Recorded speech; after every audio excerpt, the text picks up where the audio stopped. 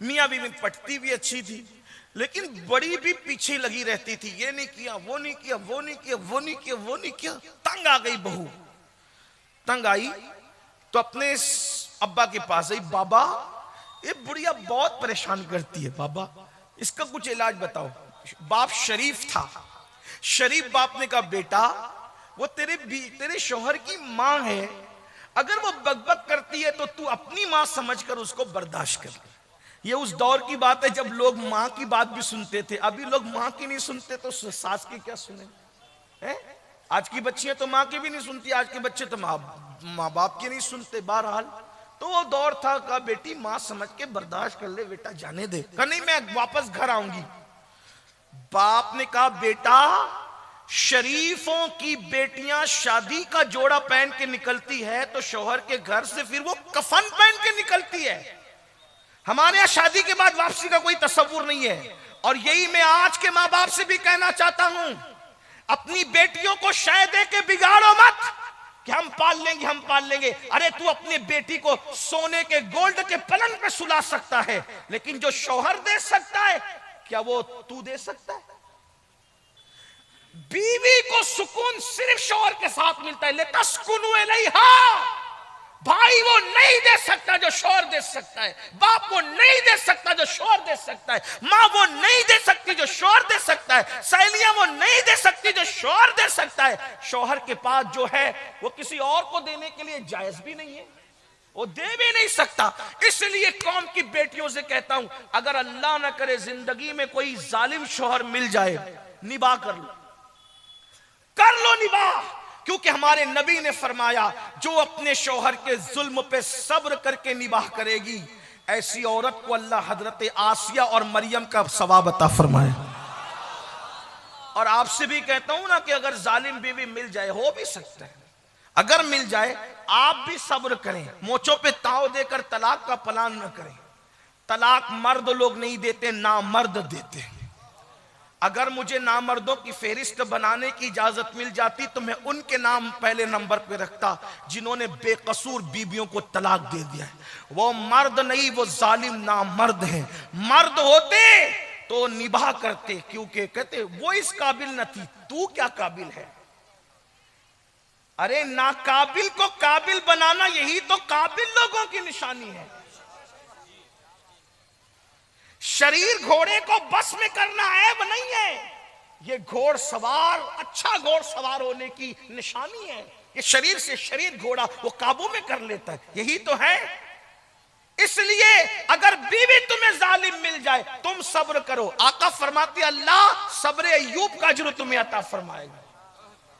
तुम भी थोड़ा सब्र से काम। और याद रखना, पहलवान वो नहीं है जो लोगों को पछाड़ दे, पहलवान वो है जो गुस्से को पी जाए।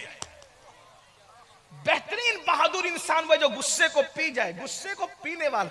और अपने हाथों का जोर अपनी कमजोर बीबियों पे दिखाने वालों, वो मर्द नहीं होते जो औरतों को मारा करते। अल्लाह के रसूल अलैहि सलाम ने फरमाया, कमीने लोग हैं, कमीने जो औरत की इज्जत नहीं करते। हुजूर की हदीस। मेरे पास इतनी ताकत नहीं होती कि मैं ये बातें करता। फकी अबुल्लाह समरकंदी ने हदीस के अल्फाज लिखे, जो बीवी को की इज्जत नहीं करना जानते वो कमीने कमीने। शरीफ इंसान वो है जो बीवी की इज्जत करना जानता है। इसीलिए मेरे आका ने फरमाया, तुम में सबसे बेहतर वो है जो अपनी बीवी के साथ अच्छा सुलूक करता है। हाथ में तस्बीह रखकर मक्कारी करने को अच्छाई नहीं कहते, कंधे पे मुसल्ला डाल के घूमने को अच्छा ही नहीं कहते, सिर्फ दाढ़ियां रखकर कोई अच्छा नहीं होता। फरमाया, तुम में सबसे अच्छा वो है जो अपनी बीवी के साथ अच्छा सलूक करता है। जाओ बीवियों के दिल जीतो। तो बहरहाल अर्ज क्या कर रहा था, जल्दी जल्दी सफर पूरा करते चलते हैं। मुझे सर्दी का एहसास है और मैं जानता हूं 2 घंटे बैठने के बाद सर्दियों में हाजतें शुरू हो जाती है, लेकिन आपके जिगर को फिर सलाम करता हूं, आपकी मोहब्बतों को फिर सलाम करता हूं, लेकिन बात पूरी करूंगा जल्दी से। तो उस लड़की ने कहा अपने बाबा से, बाबा मैं छोड़ आती हूं घर। शौहर अच्छा है लेकिन सास अच्छी नहीं। कहा बेटी शरीफों के घर ऐसे नहीं होते कि बेटी आकर के बैठ जाए, ना हम तुझे नहीं बिठाएंगे, जा निबाह कर। अब बाप की तरफ से जब शय नहीं मिलती, माँ की तरफ से शय नहीं मिलती, तो फिर बच्चियां निबाह करती है। और एक बात ये भी कहता हूं, कुछ बच्चियां कुछ चंचल होती, बेबाक। तो जब देखती है कि माँ बाप शय नहीं दे रहे तो फिर वो खुदकुशी का सोचने लगती है। याद रखना, दुनिया की जो मुसीबत है वो खत्म होने वाली है। अगर दुनिया की मुसीबत से तंग आकर के खुदकुशी करोगे ना, तो कयामत तक जहन्नम के अंदर तुमने जैसी खुदकुशी की है वैसी बार बार तुम्हें मारा जाएगा। जैसे तुमने फांसी ली तो बार बार जहन्नम में तुम्हें फांसी दी जाएगी। अगर तुमने जहर पिया, बार बार तुम्हें जहन्नम में जहर पिलाया जाएगा। अगर तुमने छुरा भोग लिया तो तुम्हें बार बार तुम्हारे अंदर छुरा भोगा जाएगा। इसका मतलब यह है कि दुनिया से इसलिए खुदकुशी की थी कि चैन मिल जाए, लेकिन ये 2 दिन का चैन दुनिया में नहीं मिला और आखिरत में हमेशा के लिए अजाब में मुब्तला हो गए जब तक अल्लाह चाहेगा। खुदकुशी करने वालों को देर तक अजाब होगा, खुदकुशी करने वालों को बहुत अजाब होगा। और यह भी याद रखना, खुदकुशी करोगे तो भी जैसे खुदकुशी किए बार बार वैसे ही मारे जाओगे। और अगर किसी को कत्ल किया है तो जैसे अंदाज से तुमने किसी को कत्ल किया वैसे तुम्हें भी जहन्नम के अंदर कत्ल किया जाएगा। और आका फरमाते हैं, जिसने किसी बेगुनाह को कत्ल किया अल्लाह ने उस पर जन्नत की खुशबू भी हराम कर दी। चिड़िया को बेगुनाह नहीं मार सकते, चिड़िया को बेजरूरत नहीं मार सकते। खेलकूद के लिए चिड़िया नहीं मारी जा सकती। अगर आपको खाना है और जो उलमा ने जो बताए हैं मामलात, उसी अगर कोई खेल कूद के लिए चिड़िया की जिंदगी से खेले, हदीस पाक में आया है, अल्लाह के रसूल अलैहिस्सलाम फरमाते हैं, किसी ने किसी चिड़िया की जिंदगी से खेल किया होगा तो वो चिड़िया अल्लाह से फरियाद करेगी, मौला फलां ने मेरी जिंदगी के साथ खेला था, आज अदल और इंसाफ का दिन है, मुझे इंसाफ चाहिए। अल्लाह के रसूल फरमाते हैं, चिड़िया की फरियाद बिजली की कड़क की तरह सुनाई देगी और अल्लाह फरमाएगा, आज इंसाफ का दिन है। अगर किसी ने चिड़िया की जिंदगी से भी खेला है उसके अमाल बर्बाद किए जाएंगे और उसको मुंह के बल घसीटते हुए जहन्नम में दाखिल किया जाएगा। छटाक भर की चिड़िया की जिंदगी से जो खेले उसके अमाल बर्बाद करके उसे जहन्नम में दाखिल किया जाएगा। जो इंसानों की जिंदगी से खेले उसका क्या हाल होगा? ये दुनिया ही सब कुछ नहीं है, तौबा करो, बदलो। तो अर्ज ये कर रहा था कि दुनिया की मुसीबतों से तंग आकर कभी खुदकुशी का मत सोचना। ये दुनिया है, चंद दिन में दुनिया गुजर जाएगी, खत्म हो जाएगी। आखिरत का सोचो, आखिरत में बहुत बहुत मजे हैं, बहुत मजे हैं। आखिरत में बहुत करम है, जो चाहोगे वो नेमतें मिलेगी। दुनिया संवार लो, बस दुनिया में सही से जी लो। तो उस लड़की ने सोचा, अब्बा तो शय नहीं दे रहे, अब्बा तो मेरी मदद नहीं कर रहे। तो उस लड़की ने क्या किया, उसके अब्बा के गहरे दोस्त थे एक हकीम साहब, और वो वाकई हकीम थे, यानी ऐसी आलू चालू बाजारी आदमी नहीं, वो वाकई हकीम थे। हकीम यानी हकीम किसको कहते हैं समझते हो ना, वो जड़ी बूटी की दवाएं वगैरह बनाते हैं। वो लोग कुछ दौर में बहुत पढ़े लिखे होते थे, दवाएं बनाना भी जानते थे, हिकमत की बातें करना भी जानते थे। तो वो बचपने से चच्चा चच्चा कहती थी, अब्बा के गहरे दोस्त थे। सोचा अब्बा मदद नहीं करें, चच्चा के पास चलो।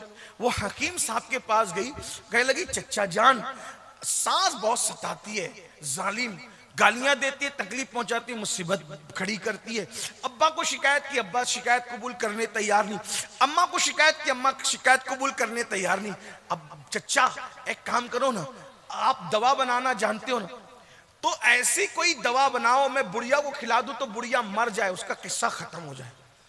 हकीम साहब वाकई, हकीम ने कहा, हाँ सही कहा बेटी, बहुत सही बात, लेकिन तेरा रोज उससे झगड़ा होता है, तेरी सास, अगर बुढ़िया अचानक मरेगी तो लोगों को शक होगा ना कि बहू ने मार डाला। अपने एक आइडिया चलते हैं, क्या उसको अचानक नहीं मारते, 3 महीने के अंदर मरेगी बुढ़िया, लेकिन उसको हम लोग थोड़ा सा स्लो पॉइजन यानी थोड़ा थोड़ा जहर रोज देंगे उसको। 3 महीने की मैं पुड़िया बना देता हूं, खाने में जहर देना, लेकिन लड़ना मत वरना फिर शक होगा कि बहू ने मारा। तो करना क्या, कहा 3 महीने तक तुझे सब्र करना है। तो कहा कि बुढ़िया के पैर दबाना, उसके सर में तेल डालना, कंघी करना, उसके कपड़े धुलना, उसको खाना खिलाना, इतना प्यार की एक्टिंग कर कि ऐसा लगे कि तू उसकी बेटी है। तो होगा क्या, जब वो मर जाएगी जहर से तो तुझे, तेरे ऊपर किसी को शक भी नहीं आएगा कि तूने मारा है। उसने कहा 3 महीने अगर बुढ़िया को झेल लूं तो हमेशा के लिए मेरी राहत ही राहत है। तो चलो 3 महीने पैर दबाने में जाता क्या है, 3 महीने खाना खिलाने में जाता क्या, 3 महीने खिदमत करने में जाता क्या है। पुड़िया लेकर आई चुपके से, अब आई तो बड़ी भी ने कहा कहाँ गई थी? अम्मा वो तो मैं ऐसे ही वैसे गई, तो अपना अंदाज प्यार का। अब वो गाली दे रही है, चुप है। अम्मी मैं खाना दूं तुम्हें? चल जा यहां से, निकल, बदमाश कहीं की। जो भी हुआ होगा, जैसा भी हुआ होगा, जैसे आप सुनते देखते रहते हैं। इसने कहा नहीं अम्मी आप नाराज नहीं हो ना, मैं आपको खाना देती हूँ। एक बात याद रखना मेरे अजीज, कुत्ते को भी प्यार दो ना तो कुत्ता भी दुम हिलाने लगता है। बकरी को भी सहलाओ ना तो बकरी और गाय भी गर्दन झुका देती है। प्यार में वो असर है, प्यार में वो तासीर है। पत्थर भी मोम होता है, कुत्ते भी जेर होते हैं, जानवर भी सर झुकाते हैं। आप कभी किसी जानवर के हाथ बदन पे हाथ फेर के देखना प्यार से, न गर्दन झुकाए तो फिर कहना। फितरत है। मोहब्बत की तासीर, मोहब्बत बड़ी पुर असर है, मोहब्बत में बड़ी तासीर है। जो मुहिम हथियारों से सर नहीं होती वो मोहब्बतों से सर हो जाती है। एक दिन गुजरा, उसने वो पुड़िया खाने में मिला दी, नाश्ते में खाने में मिलाकर बुढ़िया को दिया। पैर दबा रही है, सर दबा रही है, कपड़े पेश कर रही है। बुढ़िया सोच रही है ये इतने मूड में आज कैसे है, ये बदमाश हमेशा सताती रहती है, मुंह चलाती रहती है, और ये आज बड़ी खिदमत कर रही है। सोचा हो सकता है कोई बात हो। दूसरा दिन फिर वही, तीसरा दिन फिर वही। बहू के दिमाग में चल रहा है 3 महीने खिदमत करो, हमेशा के लिए छुट्टी पाओ। जैसे ही 8-10 दिन गुजरे, अब ये प्यार देने वाली बहू प्यार दे रही, तो बुढ़िया ने सोचा या अल्लाह मेरी बहू मुझे इतना प्यार दे रही, मैं वही कमबख्त दिल में उसका कीना लेके बैठी। तो बुढ़िया ने भी सोचा जब बहू बदल गई तो मुझे भी बदल जाना चाहिए। अब वो दोनों में प्यार हो गया, झगड़ा खत्म हो गया, मोहब्बत खत्म हो गई। 8-10 दिन में ये हुआ तो बहू जो है वो सास को मां की तरह लगने लगी, और बहू सास जो है वो बहू के लिए बहू जो है वो सास को बेटी की तरह दिखने लगी। अब वो सास बहू एक दूसरे के बगैर रह नहीं रहे, इधर मोहब्बत हुई तो उधर भी मोहब्बत हो गई। अब बेटी बेटी बेटी कह के पुकारती है, घर का माहौल बदल गया, झगड़ा खत्म हो गया, ये हो गया वो हो गया, ये भी इसके बगैर नहीं, वो भी उसके बगैर नहीं। इसको अचानक ख्याल है अरे बुढ़िया तो 3 महीने बाद मर जाएगी, मेरी इतनी अच्छी सास 3 महीने बाद मर जाएगी। 15 दिन के बाद रोते धोते पहुंची, चच्चा चच्चा वो जो आप हमने 15 पुड़ियां तो खिला दी उसको और वो मर जाएगी, तुमने 3 महीने के लिए कहा था। मेरी सास मुझसे बहुत प्यार कर रही है चच्चा, जो मुझसे इतना प्यार करे वो मर जाए मुझे गवारा नहीं, चच्चा मेरी सास को बचा लीजिए। मुस्कुराकर बड़े मियां ने कहा बेटी मैं जानता था जब तू अपनी सास को प्यार देगी ना बेटा तो वो भी तुझसे प्यार करने पे मजबूर हो जाएगी। तो किसी को पागल कुत्ते ने तो नहीं काटा ना कि मोहब्बत के बदले में नफरती करे, लेकिन एक ना एक दिन मोहब्बत अपना असर दिखाती है। बेटा मैंने जहर नहीं दिया था, वो तो ऐसे ही तू, अगर मैं मना करता तो तू कहीं और चली जाती, गलत रास्ते भी चली जाती, किसी बदमाश के पास चली जाती जो वाकई तुझे जहर देता। तो मैंने सोचा कि मना भी ना करूं और ये काम भी कर दूं। तो मैं जानता था जब तू प्यार करेगी तो वो भी प्यार करेगी। मेरी बहनों ये पुड़िया आप भी लेकर जाओ, अपनी सास की खिदमत करो, नंदों की खिदमत करो, जिठानियों की खिदमत करो। आपसे भी कहता हूं लोगों से प्यार करो। मेरे आका अलैहिस्सलाम के दीवानों, ये कादरी फकीर आपकी बस्ती में तुम्हें गारंटी दे के जा रहा है, सबसे प्यार करो, दुनिया कदम में न झुक जाए तो फिर कहना। आखिरी बात अर्ज करूं आपके सामने, बस तवज्जो से सुन ले। आखिरी बात अर्ज करूं आपके सामने, अल्लाह के रसूल ने किस किस को माफ किया, अल्लाह के रसूल ने कैसे कैसे लोगों को माफ किया जानते हैं? आखिरी बात देखो हुजूर ने कैसे माफ किया। माफ करना सीखो। आका अलैहिस्सलाम फरमाते माफ करने से इज्जत नहीं जाती और सदका देने से माल कम नहीं होता। माफ करो खुदा तुम्हारी इज्जत बढ़ाएगा, सदका दो अल्लाह तुम्हारे माल में बरकत अता करेगा। एक सुने तवज्जो से, आखिरी बात उसको अपने अल्फाज के जामे में पेश कर रहा हूं, तवज्जो से सुनो। मक्का फतेह हुआ, फतेह मक्का का दिन था। अल्लाह के रसूल ने फरमाया कोई किसी पे तलवार नहीं उठाना। साहबा ने कहा ठीक है, लेकिन हुजूर अलैहिस्सलाम ने कुछ लोगों के नाम ब्लैक लिस्ट में गोया के रखे थे, यानी ये दिखे तो उसको दिखे तो कत्ल कर देना है, क्योंकि उन लोगों ने किए ही थे ऐसे काम। उनमें से कुछ लोग थे, उनमें एक नाम था वहशी। ये वहशी कौन है जानते हैं? वहशी अल्लाह अकबर। ये वहशी वो शख्स है, वो जवान है जिन्होंने रसूलुल्लाह के सगे चचा हजरत अमीर हमजा को कत्ल किया और कत्ल करके सीना चीरा था और एक औरत के हवाले किया था। उस औरत ने वो कच्चा चबाया था कलेजा और थूका था। कान काटे थे, होठ काटे थे, नाक काटे, उंगलियां काटी थी। लेकिन ये बात याद रखें, जिन लोगों ने भी ऐसा किया बाद में वो मुसलमान हुए और हुजूर ने उनको माफ किया। तो इस्लाम लाने से पहले अगर किसी ने कुछ कर दिया तो इस्लाम लाने के बाद हम उस पर तान नहीं कर सकते। याद रखना, हुजूर ने जिनको माफ कर दिया, अब हम उन मुर्दे गड़ों को, उन गड़े हुए मुर्दों को नहीं उकेल सकते। कुछ लोग ऐसा करते हैं। याद रखना, जिसको रसूलुल्लाह ने माफ कर दिया, अब हम गुलाम होने की हैसियत से उन पे क्रिटिसाइज नहीं कर सकते, नुक्ताचीनी नहीं कर सकते, उनके ऐब बयान नहीं कर सकते। तो हुजूर ने कैसे अपना बनाया? वहशी एक हबशी गुलाम है, छोटी छोटी आंखें, निशाने बाज है। अमीर हमजा को कत्ल किया और कान काटे, नाक काटी, उंगलियां काटी। आका का फरमान था, वहशी दिखेगा उसको जहां दिखे कत्ल कर दे, जहां दिखे। किसी ने वहशी से कहा, वहशी तेरे नाम के हवाले से मोहम्मद अरबी रूही फिदा सल्लल्लाहु अलैहि वसल्लम का फरमान है कि वहशी जहां दिखे उसे कत्ल कर। तो उनके सहाबी तुम्हें ढूंढ रहे हैं वहशी, वो तुम्हें कत्ल कर देंगे। तो वहशी ने कहा, जब मुझे कत्ल ही होना है तो मैं उनके सहाबा के यहां से क्यों कत्ल हूं? भाई जब कत्ल ही होना है तो मैं बहादुर आदमी हूं, बड़े आदमी के यहां से कत्ल हूंगा तो जिंदगी भर मेरा नाम रहेगा। मैं डायरेक्ट जाऊंगा मोहम्मद अरबी के पास और उनको कहूंगा वो खुद ही कत्ल करें। भाई जब वो मुझे कत्ल करेंगे तो मेरा नाम रहेगा ना,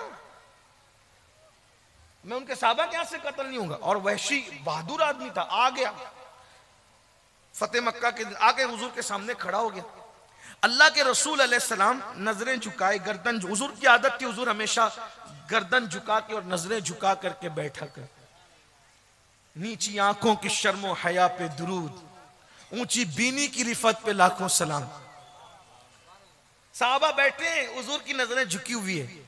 वैशी मजबूत जिस्म आदमी, कद छोटा है, आंखें छोटी छोटी है, और वैशी जो है वह हबशी नस्ल है, मजबूत जिस्म, बहुत तेज और तर्रार, आके खड़ा होता है और मुखातिब होता है, ए मोहम्मद सल्लल्लाहु अलैहि वसल्लम, क्या आपने मेरे कत्ल का हुक्म दिया? हुजूर ने नजर उठाई, कौन है तू? मुझी को वहशी कहते हैं, हमजा का कातिल हूं मैं। हाँ, मेरे चचा को तूने कत्ल किया, उनका सीना चीरा, कान काटे, नाक काटी, होंठ काटे, जबान काटी, उंगलियां काटी, औरतों ने उसको पिरो करके जेवर की शक्ल में पहना था। तू ये ना मेरे चचा का कातिल, वहशी तू है ना? हाँ, मैंने ही कत्ल किया आपके चचा को, इसीलिए हुक्म है तुम्हें कत्ल किया जाए। तो अचानक उसकी जबान से निकला, ए मोहम्मद सल्लल्लाहु अलैहि वसल्लम, क्या आप मुझे माफ नहीं कर सकते? कौन? चचा का कातिल, वो चचा जिनको हुजूर बाप का दर्जा देते, अपने चचाओं में उनसे बेपनाह प्यार करते थे। सोचो मुसलमानों, हम नबी के नाम पे जान देने की बात करते हैं, लब्बैक या रसूल अल्लाह के नारे लगाते हैं, हुजूर को आइडियल बनाने की बात करते हैं, लेकिन आज हमारा अंदाज क्या है? हमारी फूफियों से हमारी नहीं बनती, हमारे चचाओं से हमारी बात बंद है, हमारे रिश्तेदारों से हम नफरत करते हैं। याद रखना, मौलमा की मौजूदगी में मैं ये अर्ज किए जा रहा हूं, दाढ़ी, टोपी और नमाज तुम्हें उस वक्त तक जन्नत में नहीं ले जा सकती जब तक तुम्हारे सीनों में अपने रिश्तेदारों के लिए, मोमिनों के लिए मोहब्बत ना हो। अल्लाह के रसूल फरमाते हैं, उन लोगों के सजदे और उनकी दुआएं उनके सर के ऊपर नहीं जाती जिनके दिलों में मुसलमानों के लिए कीना होता है। अपने दिलों को झांक के देखो, चचाओं के लिए कीना, बड़े अब्बू के लिए कीना, दादियों के लिए कीना, भाइयों के लिए कीना, भाभियों के लिए कीना। और सजदों पे घमंड करने वालों, तुम्हारे सजदे तुम्हारे मुंह पे मारे जा रहे हैं। क़यामत क़यामत के दिन जब अल्लाह की अदालत में खड़े होंगे, मुखज्जराने कौम मिल्लत कहलाने वालों, हाजी नमाजी कहलाने वालों, दाढ़ी टोपी वाले कहलाने वालों, ये दुनिया में तो तुम्हें टाइटल मिल गए, लेकिन जब अल्लाह की अदालत में खड़े होंगे तो तुम्हारा नेकियों का दफ्तर जीरो होगा, जीरो। उस दिन पछताओगे, मैंने तो हज भी किया था, उम्रे भी किए थे, ज़कातें भी दी थी, नमाजें भी पढ़ी थी, कहाँ गई मेरी नेकियां, लिखी नहीं गई। तो कहा जाएगा बंदे क्या तुझे याद नहीं, अल्लाह के रसूल ने फरमाया कि जिसके दिल में मुसलमान के लिए कीना है उसकी नेकियां तो जाया हो गई, उसकी नेकियां तो लिखी ही नहीं गई, उनके मुंह में मार दी गई उनकी नेकियां। क्या बनेगा आपका, क्या बनेगा? कब तक नफरतों के सौदागर बनकर जिंदगी गुजारोगे? हम नफरत के लिए नहीं आए, जात के लिए लड़ना कुत्तों का काम है, इंसानों का काम नहीं। अपनी जात के लिए कुत्ते लड़ते हैं, इंसान नहीं लड़ा करते। आज हम अपनी जात के लिए लड़ रहे हैं, छोटी छोटी बातों पे लड़ रहे हैं। एक की बकरी ने दूसरे के आंगन में पेशाब कर दी, उसी पर कत्ल हो जाता है। मेरे आंगन में तेरा कचरा क्यों आ गया, उसी पे झगड़े हो जाते हैं, पुलिस स्टेशनों में मुकदमे लिखाए जाते हैं। क्या सोचते होंगे वो लोग भी कि कचरा फेंकने पे मुकदमे? शर्म नहीं आती? किस मजहब इस्लाम की बात करते हो? गोश्त तो मछली दाढ़ी टोपी वाले सिर्फ नहीं, दाढ़ी और टोपी की अहमियत इस्लाम में जरूर है, हम उसका मजाक नहीं उड़ाते, लेकिन अल्लाह के रसूल ने फरमाया अत्तक़वा हाँ होना, तकवा यहां है, इस दिल में तकवा है। मोहब्बत वाला दिल न हो, इकबाल ने कहा था, दर्द दिल के वास्ते पैदा किया इंसान को, वरना इबादत के लिए कुछ कम न थे करोड़ों बयां। तुम्हें पता है शबे कद्र में जिब्रील और जो फरिश्ते आते क्यों आते हैं? साल भर फरिश्ते और जिब्रील अल्लाह से कहते अल्लाह हमें जमीन पे जाने दे और उनकी जियारत करने दे जो इबादत हम नहीं कर सकते, और वो लोग हमसे जो हम नहीं कर सकते वो इबादत जो मुसलमान करते हैं उनकी जियारत करने दे। तो कौन सी इबादत है जो जिब्रील नहीं कर सकते? तवज्जो है? कौन सी इबादत है जो जिब्रील नहीं कर सकते? कौन सी इबादत है जो फरिश्ते नहीं कर सकते और आप और हम करते हैं? और जिब्रील खाते नहीं ना मेरे अजीज, जिब्रील खाते नहीं है ना, वो खाने से महफूज है, पाक है। तो क्या होता है, अब वो इबादत जो जिब्रील नहीं कर सकते तुम करते हो। कौन सी? भूख मुझे लगी है, खाना मेरे पास है और मैंने वो खाना किसी और को खिला दिया। ये काम जिब्रील नहीं कर, फरिश्ते नहीं कर सकते ना, क्योंकि फरिश्ते तो खाने से पाक है। किस कोई बीमार तड़प रहा हो, उसके सराहने जाकर तुम उसको थपकियां देते, ये काम फरिश्ते नहीं कर सकते। कोई मुसीबत ज़दा आए, तुम उसकी मुसीबत दूर कर देते हो, अपनी जरूरत को कुचल कर उसकी मुसीबत। ये वो इबादतें हैं जो फरिश्ते नहीं करते, वो तुम करते हो। ये इसको दर्द दिल कहते हैं। दर्द दिल के वास्ते पैदा किया इंसान को, वरना इबादत के लिए कुछ कम न थे करोड़ों बयां। ऐसी इबादत करने वालों के लिए फरिश्ते जमीन पे आते, उनकी जियारत करने की। इसको अल्लामा इस्माइल हक्की ने लिखा है। और भी इबादतों का मफहूम है, मैं उसका मुनकिर नहीं हूं, लेकिन याद रखना।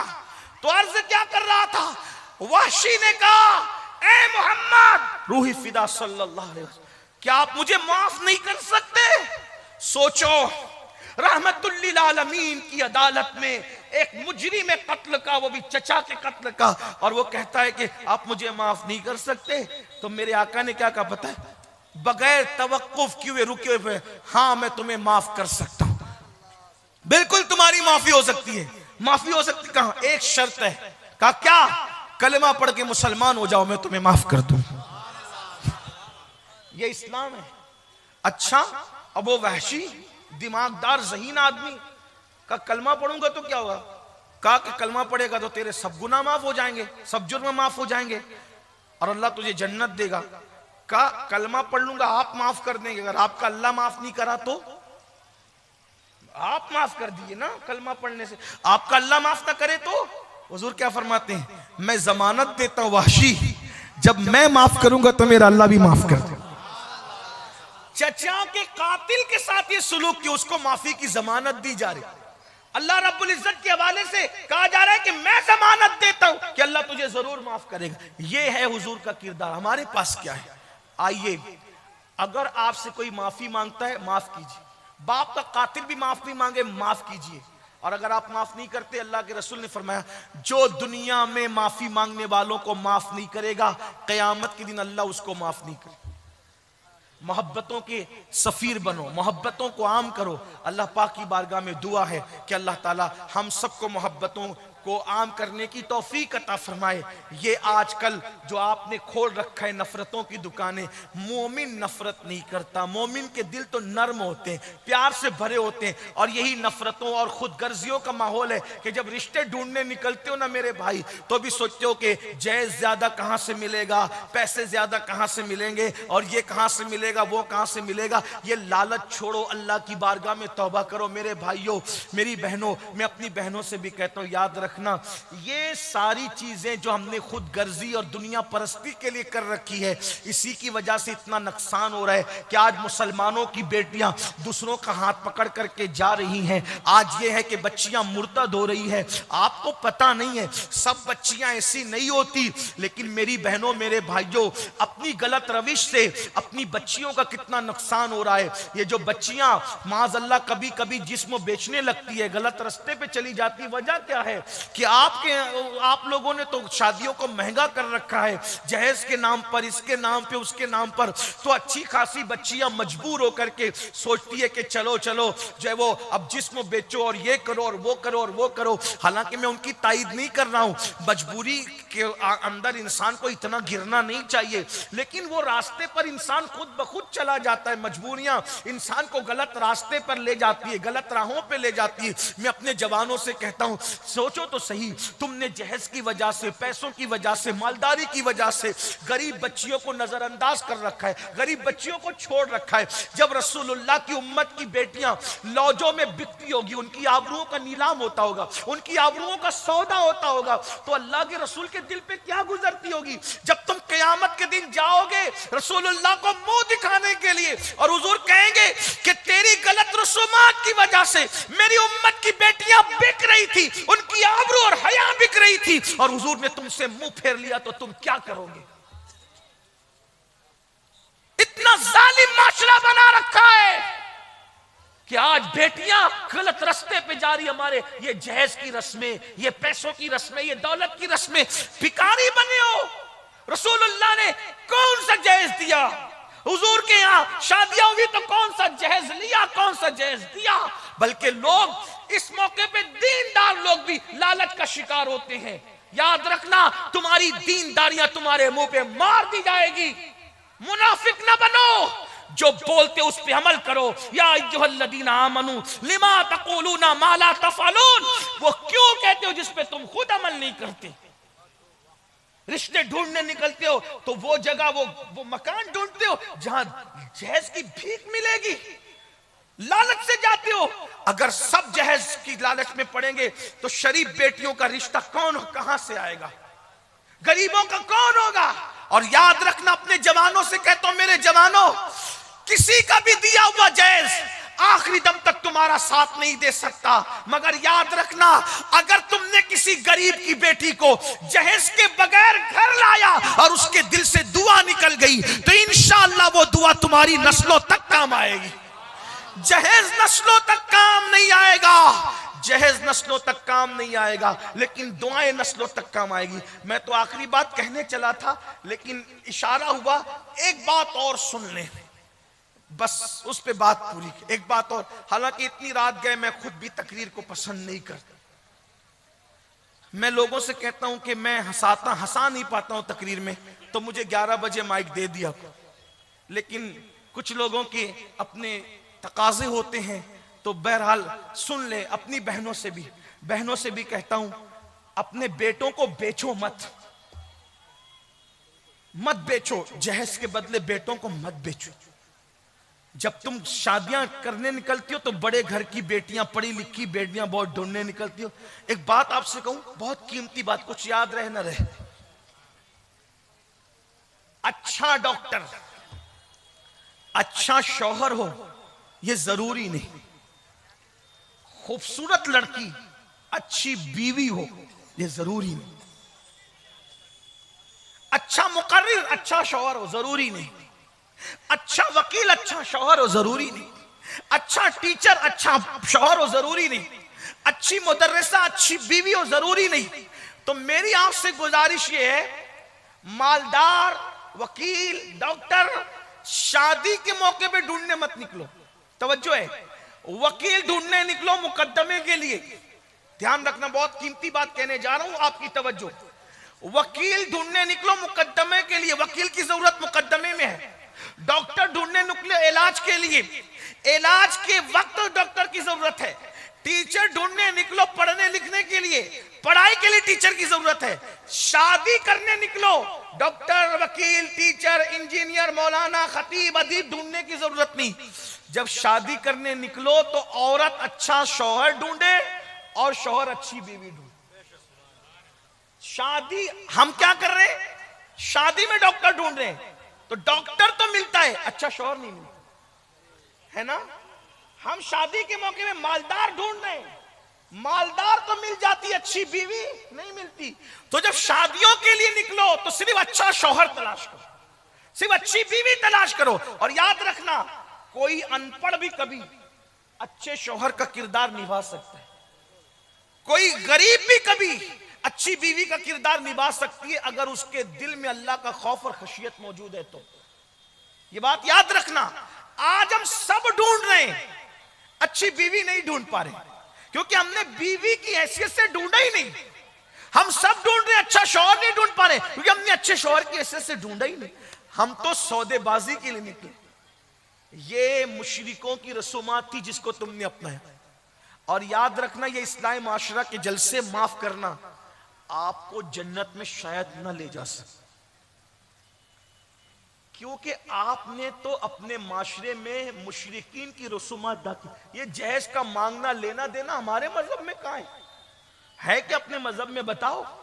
हमारे मजहब में तो ये कि एक सेब खाने पर शादी हो जाती है, और वो भी बतौरे सजा सुनाया जाता है, अंधी है, लंगड़ी है, लूली है ना, यही कहा जाता है ना। और वो नौजवान उस सजा को सजा के तौर पे बखुशी कबूल करते हैं। अगर सेब की माफी इसी पर है कि अंधी बीवी चाहिए, लंगड़ी चाहिए, लूली चाहिए, सब ले लेंगे, लेकिन कयामत में सेब का जवाब कौन देगा, है ना। कोई जहेज था साथ में, कोई कपड़े थे साथ में, क्या था। गौसपाक सिर्फ बिरयानी खाने के लिए, गौसपाक के वालिद बुजुर्गवार का ये किरदार नहीं है आपके सामने। बहनों से पूछता हूं, मुसीबत में सिर्फ गौसपाक को पुकारती हो, कभी गौसे पाक की अम्मी अब्बा का किरदार भी देखा। और गौसपाक की अम्मी ये भी नहीं कहती आने वाला तो अजनबी मुसाफिर है, मैं उसके साथ कैसे जाऊं, उसका तो खुद का घर भी नहीं है, खुद का मकान नहीं है, कैसे अबू साले से निकाह हो। लेकिन वो सोचती है खुद का मकान हो ना हो, लेकिन अल्लाह से इतना डरने वाला है कि एक सेब की सजा के तौर पे कबूल कर रहा है किसी को। ये होते किरदार, ये दीन, ये मजहब हम कहा है। तो बात में जो करने चला था इख्तिताम पे, यही कि मजबूरियां गलत रास्ते पे डालती है बेटियों को, बेटों को। एक मर्तबा का वाकया है, 5-7 बहनें थी, 5-7 बहनें थी, उनको रिश्ते नहीं आ रहे थे। जैसे आजकल माहौल है, गरीब को कोई नहीं पूछ रहा है। दीनदार लोग भी ना सिर्फ जलसे में कहते हैं हजरत तकरीर करना, हजरत की तकरीर पे कौन अमल कर रहा है। दीनदार लोगों के यहाँ भी जब बड़े घर देखे जाते थे, कहते हैं आपने तो कहा था, तकरीर तो आप ही ने करवाई थी ना मौलाना से। अब आप जब वो मालदार घराना, क्या करूं हजरत मेरी बीवी नहीं मान रही, वो इतना फर्मा बरदार हो गया तो बीवी का, पूरी जिंदगी अपनी चलाता रहा, और अब मालदार घर में रिश्ते के लिए बीवी को आड़ बना लिया। यही होता है ना, ये सब होता है, ये सब झूठ है, मक्कारी है, फरेब है। जहेज क्यों मांग रहे हो, अगर बीवी नहीं मान रही है, बीवी की कितनी मानी तूने, आज सब कुछ मलका बीवी को बना दिया, झूठ है।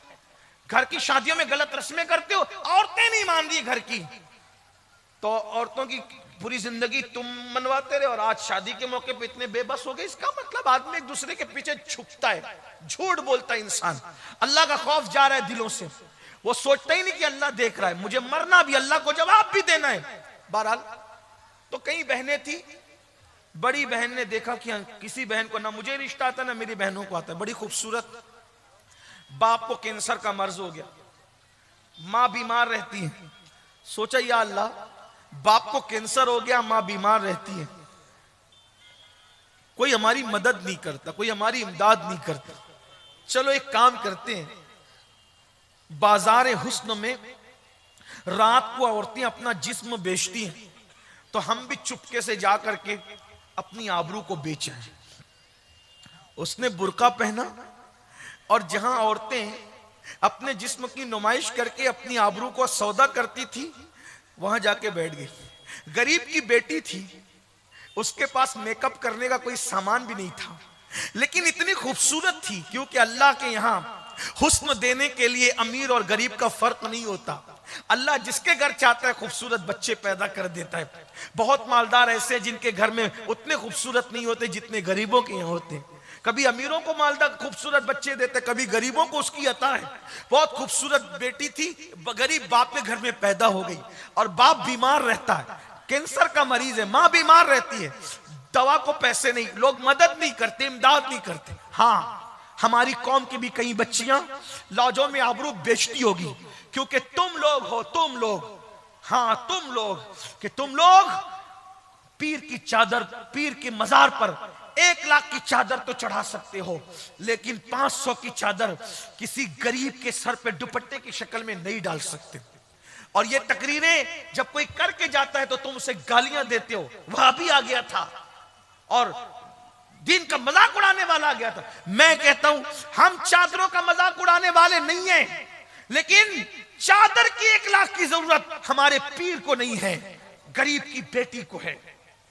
मैं ये नहीं कहना चादर ना चढ़ाओ, लोग हमें गालियां देते रहे, लेकिन अल्लाह की अदालत में उन्हें भी खड़े होना है, अल्लाह की अदालत में हम भी खड़े होंगे। हम अपनी जिम्मेदारी पूरी किए जा रहे हैं। पीर के मजार पर 1 लाख की चादर की बजाय 500 की चादर चढ़ा दे और वो रकम बचाकर किसी गरीब को सुहागन बना दे अपने पीर के इसाले सवाब के लिए। क्यों? अगर मेरा पीर जन्नती है तो मेरे पीर को 1 लाख की चादर की जरूरत नहीं, जन्नत की चादर तो उसको उड़ा दी गई है।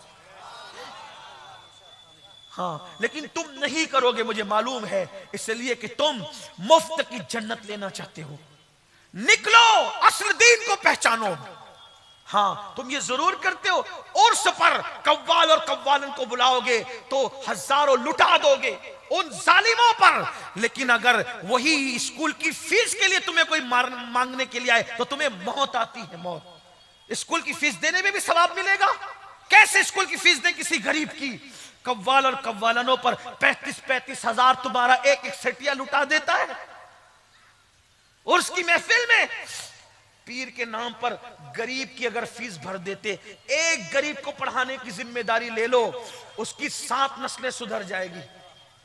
आप कहते हो स्कूल की फीस भरने में भी मौलाना सवाब है। अरे नादान, जब चिड़िया और कुत्ते को पानी पिलाने पे सवाब मिल सकता है तो किसी मुसलमान के बच्चे को पढ़ाने पे सवाब क्यों नहीं मिल सकता? मरने के बाद लोगों को कांधा देने की बजाय जीते जी कांधा देने की कोशिश करो। ऐसा मत करो, असल दीन सीखो। बताओ, हम अपने मजहब में कव्वाल और कव्वालन के मुकाबले का कोई तसव्वुर है? अपने मजहब की तालीम तो ये कि औरत बुलंद आवाज से कुरान नहीं पढ़ सकती कि मर्दों के कानों तक पहुंचे। जो मजहब औरत को बुलंद आवाज से कुरान पढ़ने की इजाजत नहीं देता कि मर्दों के कानों तक पहुंचे, उस मजहब में कव्वालन को बुलाकर उर्स में वो भी क्या तसव्वुर है? शर्म करो, अल्लाह को जवाब देना है, मरना है तुम्हें।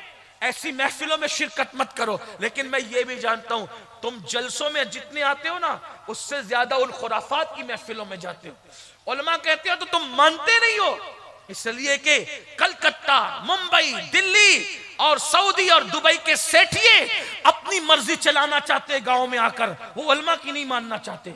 लेकिन याद रखना, दौलत के गुरूर और घमंड में अल्लाह के कानून को पीठ के पीछे डालने वालों, जब वो फिरौन को दरिया में गर्क कर सकता है तो तेरी दौलत की औकात क्या है? जब वो लंगड़े मच्छर से नमरूद को हलाक कर सकता है तो तेरी दौलत की औकात क्या है? इसलिए याद रखना, दौलत के घमंड में अल्लाह के कानून को पीठ के पीछे मत डालना, वरना अल्लाह बर्बाद करेगा। जो अल्लाह देना जानता है वो अल्लाह छीनना भी जानता है। तो मैं अर्ज कर रहा था, बात इख्तिसार खत्म करते, उस लड़की ने सोचा मेरे बाप को कैंसर है, कोई मदद नहीं करता, माँ बीमार है, कोई मदद नहीं करता, बहनों को रिश्ते नहीं आते, कोई मदद नहीं करता। तो क्या किया उसने? कहा चलो जिस्म ही बेच लें, बाप के लिए दवा का इंतजाम तो हो जाएगा। बड़ी दर्दनाक है ये सूरत हाल। गरीब के पास तो आबरू और गैरत ही होती है, अगर वो भी बिक जाए तो फिर गरीब के पास रह क्या जाता है ना। मेरे आका ने गरीबों से बहुत मोहब्बत की। आज हमारे दिलों में गरीबों के लिए कोई मोहब्बत नहीं। हम तो मुसाफे भी अमीर और गरीब देखकर करते हैं, हम तो जनाजों में भी अमीर और गरीब देखकर जाते हैं, हम तो दावतों में भी गरीब और अमीर देखकर जाते हैं। बड़ी माजरत के साथ, अगर गरीब बीमार पड़े तो उसका कोई पुरस्कार हाल नहीं, मालदार बीमार पड़े तो दूर दूर से लोग उसकी खैरियत पूछते। याद रखो मुसलमानों, मेरे नबी अमीर और गरीब का फर्क मिटाने आए थे। सरकार गौसे पाक ने अल्लाह से अर्ज किया, मौला मैं तुझे कहां ढूंढूं? तो इल्हाम होता है, अब्दुल कादिर तू मुझे गरीबों में तलाश कर, तू मुझे वहीं पे पाले। आज हमने क्या किया? बड़ी माजरत के साथ दीन को बांट दिया अमीर और गरीबों में। हमारा मजहब अमीर गरीब की तकसीम का नाम नहीं, हमारा मजहब तो सिर्फ इंसान, इंसान और इंसान के लिए। हमारा मजहब तो मोहब्बत देने में मुसलमान और काफिर की भी बात नहीं करता। जो इंसान है इस्लाम उसको प्यार देता। ख्वाजा अबुल हसन खरकानी फरमाते हैं कि इस्लाम तो भूखे को खाना खिलाने की बात करता है, मुसलमान को नहीं, सिर्फ जो भूखा मिले खाना खिलाता। ये अपना मजहब, ये अपना मजहब है। एक मर्तबा इब्राहिम अलैहिस्सलाम के पास एक आतिश परस्त मजूसी आया, उसने कहा मुझे खाना चाहिए। कहा तेरा मजहब का मजूसी हूं? कहा जा नहीं खिलाता। अल्लाह ने फौरन वही फरमाई, इब्राहिम तूने खाना नहीं खिलाया। मौला वो मजूसी था, काफिर था, मेरा बंदा तो था ना इब्राहिम, मेरी मखलूक तो था ना, इतने बरसों से मैं खिला रहा हूं, तूने एक वक्त का नहीं खिलाया। हजरत इब्राहिम अलैहिस्सलाम उठे, उस मजूसी काफिर के पीछे दौड़े, बुला के चल इधर रखा। कहा अब क्यों आए हो? कहा अल्लाह ने मुझ पे वही की, मेरा बंदा तो है ना, काफिर है मगर मेरा बंदा है, तूने खाना क्यों नहीं खिलाया? तो मजूसी ने कहा कि जो मेरा अल्लाह मेरा इतना ख्याल करता है, फिर मैं उसकी बगावत क्यों करूं? कलमा पढ़ा, इस्लाम में दाखिल कर। भाइयों ये अपना मजहब है, लेकिन हम तो मुसलमान को प्यार नहीं दे रहे, दूसरों को क्या प्यार दो? हाँ, जो इस्लामी हुदूद है वो है, अपनी जगह है, लेकिन प्यार खाना खिलाना, प्यार देना, अखलाक से पेश आना, इसमें हुजूर अलैहिस्सलाम ने मजहब में भी कोई तफरीक नहीं फरमाई। कुत्तों को पानी पिलाने पे भी जन्नत मिली, चिड़ियों की जान बचाने पे भी जन्नत मिली, रास्ते से तकलीफ देने वाली चीज हटाने पे भी जन्नत मिली। कहां हो मुसलमानों? अपने मजहब को पढ़ो, रसूमात के इर्द गिर्द सिर्फ मत फिरो, दीन पढ़ो, उलमा से दीन सीखो। तो वो लड़की ने सोचा बाप की बीमारी है, कोई मदद ही नहीं करता, कोई इमदाद ही नहीं करता। क्या किया? बुर्का ओढ़ कर गई और बाजार हुस्न में बैठ गई। पूरे बाजार हुस्न में सबसे खूबसूरत वही लड़की थी, लेकिन खुदा का करना, अल्लाह की शान, जो आता उसके करीब आता तो ऐसा लगता कि कुदरती तौर पे उसकी नजर झुक जाती और आगे बढ़ जाती। ये देखती रहती कि अब आकर कोई सौदा करेगा, और अब आकर, क्योंकि अभी तक उसने कभी आबरू बेची नहीं थी, पहला इत्तेफाक था, सूबे इत्तेफाक, गुर्बत लाई थी आबरू बेचने के लिए। लेकिन जैसे कोई आता उसकी नजर झुक जाती, देखता ही नहीं उसको, आगे बढ़ जाता, देखता ही नहीं आगे बढ़ जाता। शाम से लेकर रात तक, आधी रात तक बाजार हुस्न सजा रहा। हर आने वाला अय्याश आया और अपनी पसंद की एक एक उठा ले गया, लेकिन इसको कोई ना ले गया। फूट फूट के रोई, और जाहिरी नाकामी पर और हकीकत में कामयाबी पर फूट फूट के रोई। बाप की बीमारी के इलाज के लिए आबरू बेचने आई थी, सो वो भी ना बिकी। मुझसे कम हसीन औरतों को लोग ले गए, लेकिन मुझे देखा तक नहीं। आधी रात हो रही थी, बल्कि आधी रात भी गुजर चुकी थी। घर में हंगामा था। माँ अपनी बेटियों से पूछ रही थी तेरी बहन कहाँ है? बाप बेहोश हो रहा था, तेरी बहन कहाँ है, बताओ कहाँ है? कोई जवाब नहीं दे रहा था। आधी रात के बाद दरवाजे पे दस्तक हुई। बाप का कलेजा कांप गया, माँ के हाथों पर कपकपी तारी हुई। बहनों ने दरवाजा खोला तो आई, और आकर के जैसे ही बाप से लिपटी, बाप ने कहा कम नसीब, कहां चली गई थी? आधी रात तक तू गायब कहां थी? कहां चली गई थी? तू गई कहां थी? जल्दी बता। तो बेटी ने बाप से फूट फूट कर रोते हुए कहा अब्बू जरूर बताऊंगी, लेकिन पहले मुझे माफ कर दो अब्बू, फिर बताऊंगी। कहा बता कहां गई थी? कहा बाबा आपकी बीमारी के लिए मोहल्ले में, इलाके में, गांव में कोई हमारी मदद नहीं करता, आपकी बीमारी को पैसे मांगते तो कोई इमदाद नहीं करता। तो मैंने सोचा कि बहनों की शादी हो जाएगी, आपका इलाज हो जाएगा, मैं अपनी आबरू बेचकर कुछ पैसे कमा लूंगी तो मैं इलाज कर सकूंगी आपका। बहनों की शादी। बाप की आंखें फट गई, गरीब हया से पानी पानी हो गया। तो कहा फिर क्या हुआ? कहा बाबा फिर क्या हुआ? गई तो थी बाजार हुस्न में अपने आबरू का सौदा करने। बाप ने कलेजा पकड़ा, हाय अल्लाह। लेकिन बाबा आपकी बेटी के करीब जो भी आता नजरें झुकाकर चला जाता, किसी ने मेरी आबरू का सौदा न किया। बाप की जान में जाने, अल्लाह तेरा शुक्र है। जैसे अल्लाह का शुक्र अदा किया तो कहा बेटी अल्लाह की कसम तू सच बोल रही है, तू आधी रात तक बैठी ना, इंशाअल्लाह अगर जिंदगी भर भी बैठती तो कोई तुझे ताक कर न देखता, तेरी आबरू का सौदा न करता। तो बेटी ने कहा अब्बा आपको इतना यकीन कैसे है कोई मेरी तरफ ताक कर न देखता, मेरी आबरू का सौदा न करता? तो बाप ने कहा मुझे नबी के फरमान पे यकीन है। अल्लाह के रसूल ने फरमाया कमा तदीन तुदान, तुम जैसा करोगे तुम्हारे साथ वैसे ही किया जाएगा। बेटी जब तेरे बाप ने किसी औरत पर गलत नजर नहीं डाली तो मेरी बेटी पर कोई गलत नजर कैसे डाल सकता है? तेरे बाप ने जब भी किसी को देखा तकद्दुस की निगाह से देखा। तो मेरे आका अलैहिस्सलाम के दीवानों याद रखो, बदलो, मोहब्बतें आम करो, जहस की लानत खत्म करो, आपस के इख्तिलाफात खत्म करो। हाँ मगर याद रखना मोहब्बत उसी से होगी जो मेरे आका से मोहब्बत करे। जो आका की गुस्ताखी करे फिर उसके लिए हमारा तो मामला यही है कि नबी से जो हो बेगाना। ताजुश शरिया मसलक बयान कर रहे, उन्हीं के नाम की कॉन्फ्रेंस है। नबी से जो हो बेगाना उसे दिल से जुदा कर दे, पिदर मादर बिरादर जानो माल उन पर फिदा कर दे। आपस में मोहब्बत करो, प्यार करो और एक दूसरे को माफ करो। तुम एक दूसरे को माफ करो, अल्लाह तुम्हें माफ करेगा। शादियों की फजूल खर्चियां खत्म करो, गरीबों की बच्चियों को भी अपनाओ। देखो जब शादी करने निकलो तो अपनी रिश्तेदारियों में पहले देखो कोई गरीब है उसको प्रायोरिटी दो, बाद में बाहर निकला करो, उसकी बहुत बरकतें होगी। अल्लाह पाक तौफीक बख्शे। गुफ्तगू के दरमियान कोई गलती हो तो अल्लाह ताला माफ कर दे। अस्तगफिरुल्लाह रब्बी इन्ना रब्बी लगफूरुर रहीम व मा अलैना इल्लल बलाग। अस्सलामु अलैकुम व रहमतुल्लाहि व बरकातहू।